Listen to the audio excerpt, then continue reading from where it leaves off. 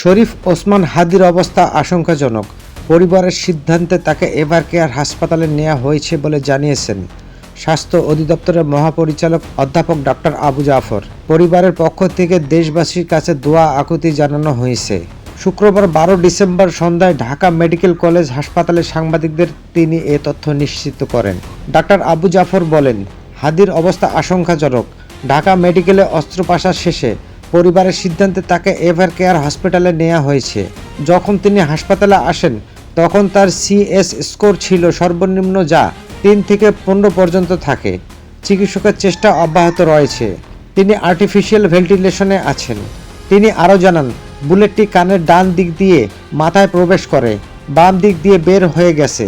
সাধারণত যেদিক দিয়ে গুলি ঢোকে সেখানে খাত ছোট থাকে আর বের হওয়ার স্থানে বড় খাত তৈরি হয়।